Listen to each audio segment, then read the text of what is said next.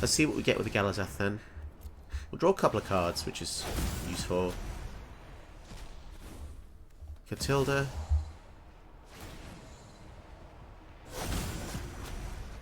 Oh, and a Prismatic Bridge as well. And a Ronus. Wow, look at the advantage we're getting here. It's madness. Wow, can we just go off with this stuff? How much mana do we have? 3, 4, 5, 6, 7, 8. Okay, let's go in here and pay this. Right. And after this we still have 1, 2, 3, 4, 5. Yeah. I think we've just... Do we win? They don't have any flyers. Yeah, I think we just win. As if we win this. Unless I've got some kind of removal spell. What's up? So I wasn't sure whether if I was going to make this deck or not, but due to popular demand, I guess, I broke and made Jodah the Unifier, who is probably one of the most pushed 5-colour cards to exist. I mean, let's face it, they all seem to be pushed, these 5-colour cards. The twist I have on it is that it has most of the Weatherlight crew on it. It also has loads of gods in it, and it has the original 5 Praetors in it. So you've got Elish Norn, Jingataxius, Sheoldred, Urabrask, and of course the mighty evil Vorinclex. So flavorfully, you've got 3 different themes going on here: gods, Praetors, and Weatherlight crew. You know how it works. You get Jodah out.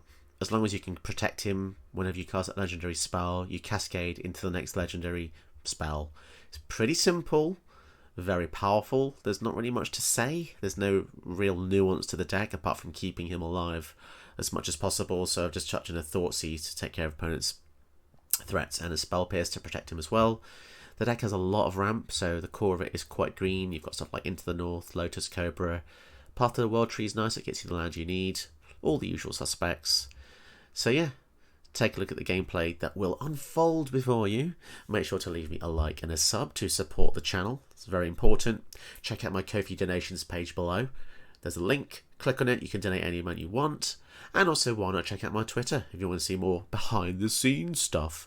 So without further ado, let's get into the video.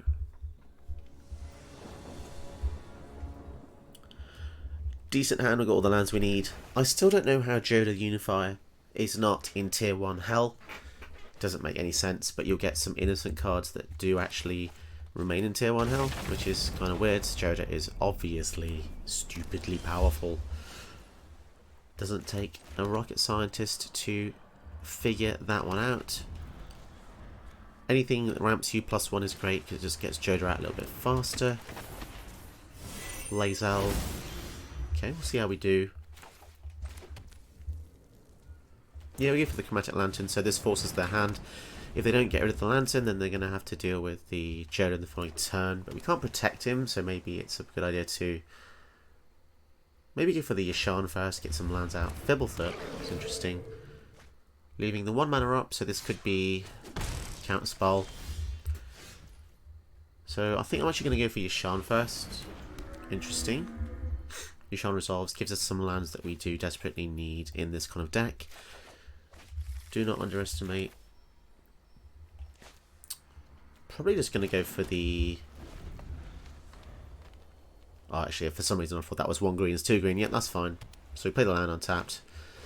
Deputy of Detention. That gets rid of the Yasharn. Cool thing is, if we do kill the Deputy, it will come back, giving us some more triggers. Halana and Elena. So we've got 4.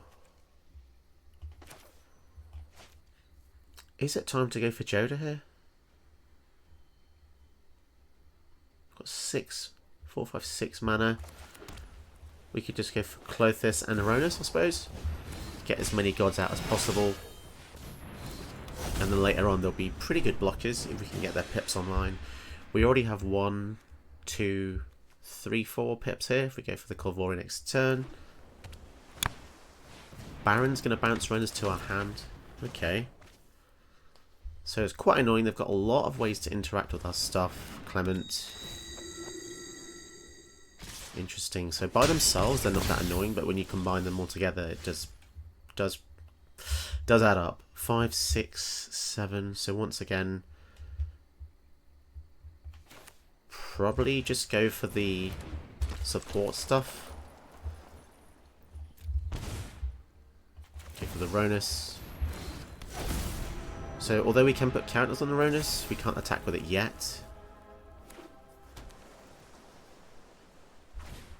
Spark double, so they're going to get to bounce something again. So, going to go for the Ronus. Interesting. Do they have a way to deal with the Helena and Elena? They've got everything else has been in response. Charming Prince, so they can flicker something, but if they do, we just... Right, they're going to flicker the Baron, return the Helena to our hand. Blimey, this is so so annoying, so much tempo. So much tempo, and we're not going to get to use Jodah because as soon as we cast them, they're just going to bounce them. They didn't attack, which is a bit weird. 3, 4, 5, 6, 7. Choose humans, maybe, with the Kolvori. Still no cards in graveyards, which is just ludicrous. So Klothys does nothing. If we go for this... Yeah, we basically need ways to kill the creatures to get our stuff back. Not sure what to do here. I think we go for Helena. Take action. We'll go for the Kolvori as well. And yeah, don't attack, sorry, just leave it back as a blocker. If they can mass flicker their deck, it'd be pretty annoying. They would be able to bounce both of us things back. Lae'zel doesn't really scare us by herself, but Metamorph is going to get a copy of Deputy. Jesus. So many copy effects. Or retrigger effects. Okay. They can specialise for 2 by discarding. Kalane comes out to play. See if we can resolve a Jodah here. And we'll go for the Kalane, which should just get us the spear, I think. Yep, Shadow Spear. Still no cards in graveyard, which is just ludicrous. We can equip the spear to Jodah, I suppose. Now they have a bounce effect. This is going to be really bad.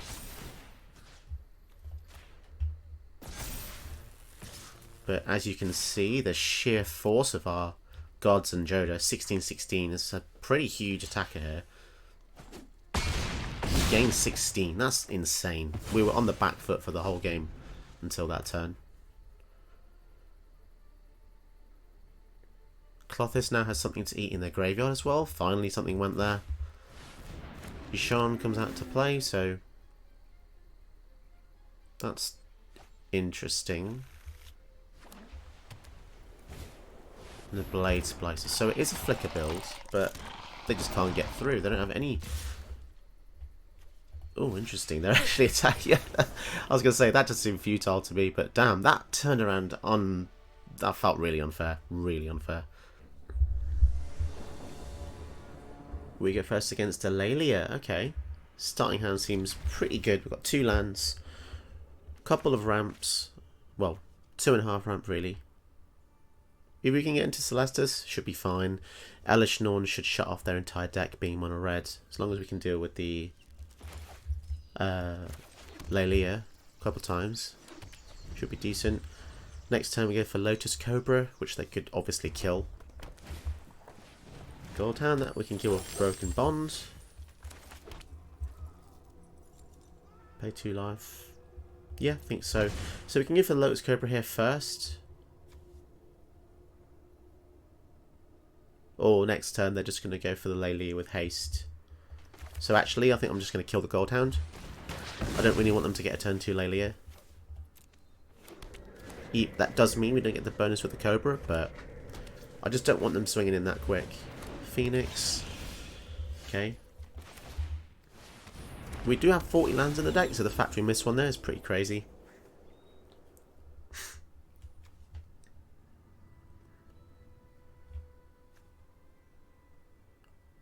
This guy comes back from the graveyard, just like any Phoenix, really. So, by killing that Gold Hound, we really, really slow them down. And if we can resolve this Kefnet, things will be good. But we do need double blue for this. Okay. Okay, we hit a land, which is pretty awesome. Lotus Cobra. So because of the Fabled Passage, we will be able to cast the God Eternal here, which is kind of crazy. In one turn we get Cobra and a Kefnet.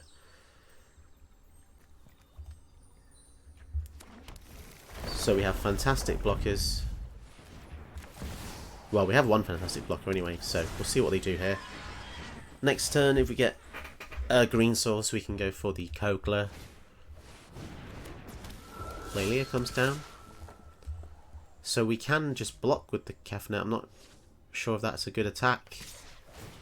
Seems a bit risky. Okay, if they want to... It's got Menace. Okay. Yeah, the Menace is kind of irritating with the Artillery Enthusiast here. They can go for the Hope of Girapur. So we won't reveal that, but we will go for the Jodah. Now, I'd be surprised if they had a way to deal 7 to Jodah, but it's not impossible. It's not impossible at all. Attacking with all of their things. What does that mean then? It means they're dead, unfortunately. Damn. So OP, isn't it, Jodah? So OP. So, I don't think I can go one video without facing Yarok. And, well, here you go, guys. Here's the bi-weekly Yarok gameplay that you're all dying to see. Well, someone is, because I keep playing Yarok.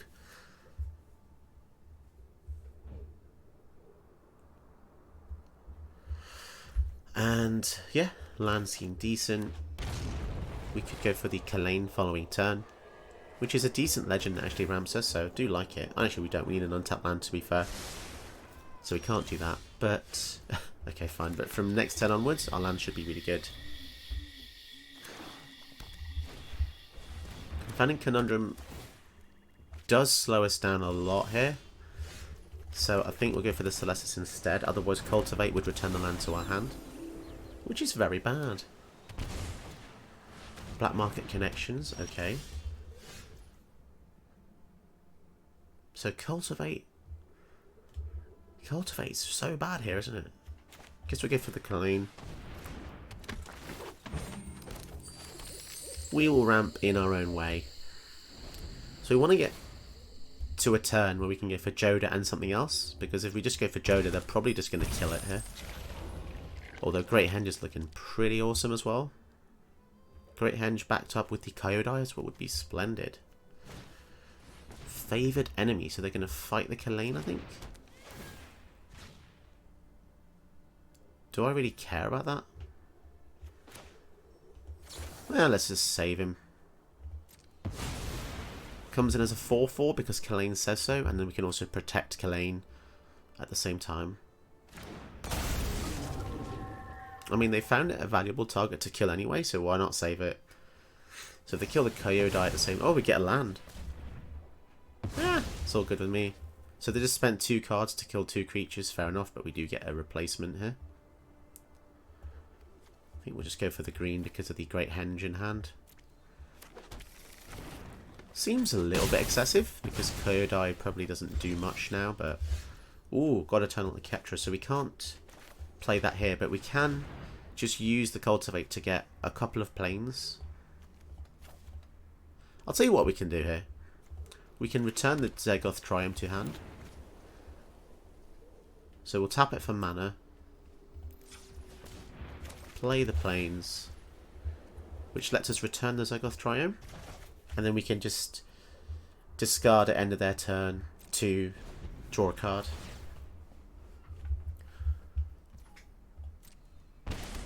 Okay, so they're going for all the modes here. Down to 11 though.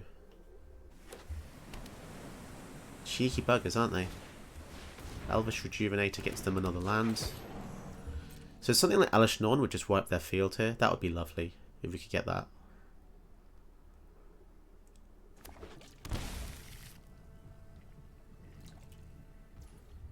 Okay, so they're going to swing in.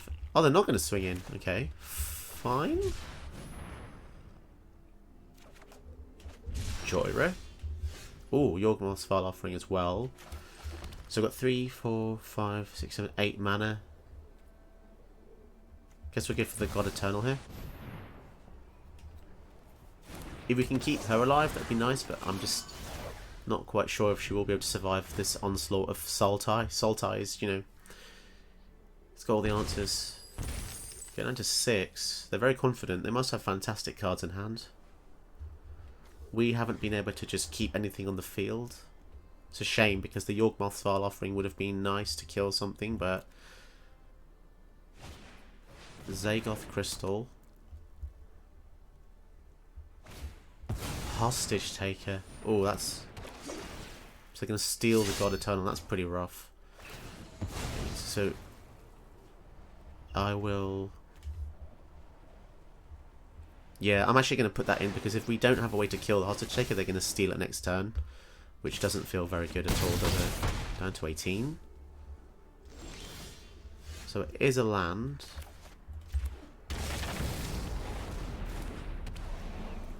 And let's activate the Celestus here to get the day and night thing going off. Yeah, we'll get rid of the bond too. So we know that our Ketra's on top. They're probably going to have even more stuff to cast, aren't they? 3, 4, 5, 6, 7, 8, 9. So even if we do get Jodah out, we can't cast anything else, which is a real shame.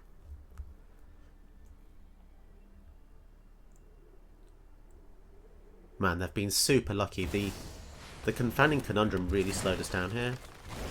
They've got their own Great Henge. Lucamina gets them land. So still, if we get an Elish Norn, that would be wonderful.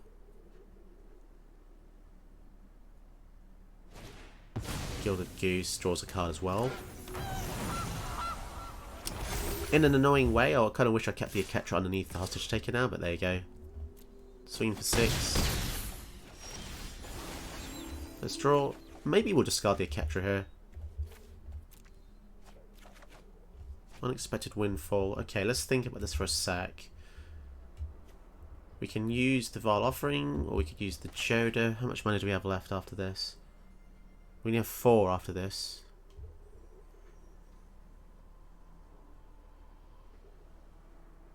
Six. Yeah, I think we'll go for Jodah. Get to draw a card. Oh, that's actually a pretty good hit as well. So is the Great Henge. That's really good. We're going to maybe get to go up a little bit here. Oh, we can even play it like this. No, we'll go for the Mila. So casting even triggers Joyrah from hand as well. Thoughtseize.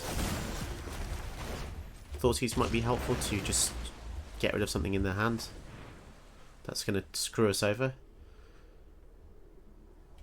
Conti, Coven. Yeah, we'll get rid of Massacre. And then, yeah, pass the turn. So I don't feel safe. But so what can they do? They can go for Panamonican. They can Gonti like 2 or 3 times if they had Yorok out as well. They can go for, how much money do they have? 6, 7, 8, 9, 10, 11. So they can go for Panamonican into the Hourglass Coven. That would be devastating. They could go Yorok, Panamonican, Clonecrafter, which would probably be quite scary as well, because we know we have amazing creatures in our deck.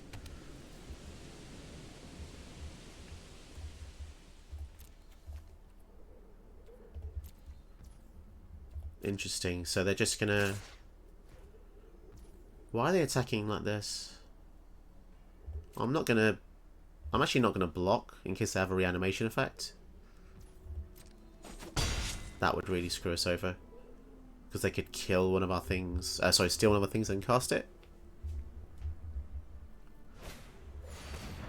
Panamonican. So I'm taking it they have a reanimation spell in their hand. So just going to go for Gonti. Sure, so they're going to get to steal 2 things. And draw 2 cards. Yikes. It's pretty rough.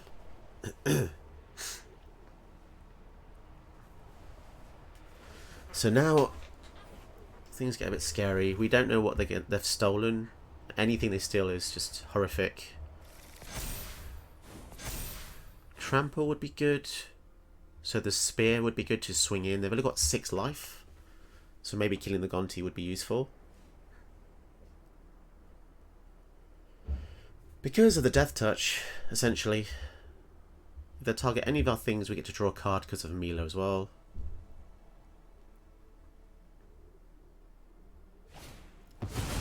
City Stalker Connoisseur. Wow, so they're going to make us discard the Yawgmoth's Vile Offering? Oh, they're going to make us discard 2 things, aren't they? That's so rancid. Oh, that's so rancid.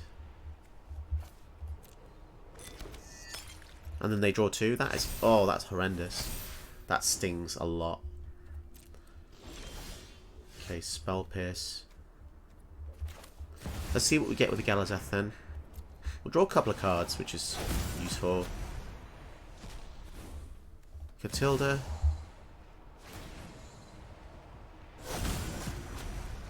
Oh, and a Prismatic Bridge as well. And a Ronus. Wow, look at the advantage we're getting here. It's madness.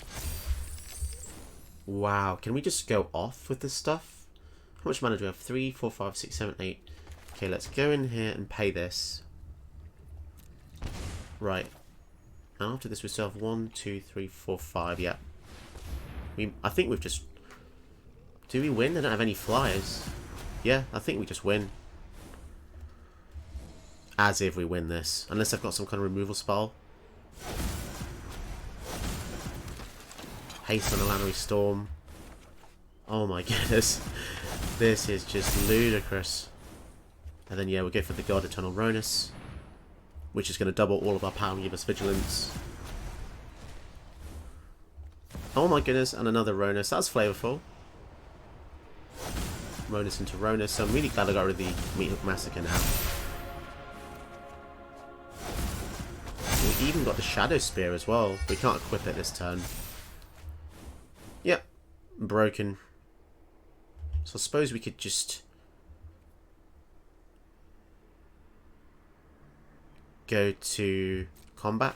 So yeah, we'll give the Galazeth haste. And then swing in with everything. That is pretty insane. How is this a card that's legal and okay to print? I don't understand. That was me losing the game, imminently winning the game turn after that. I don't get it. I just don't get it. Don't forget to check out more of my videos and also my Ko-fi donations page. You can donate as little or as much as you want.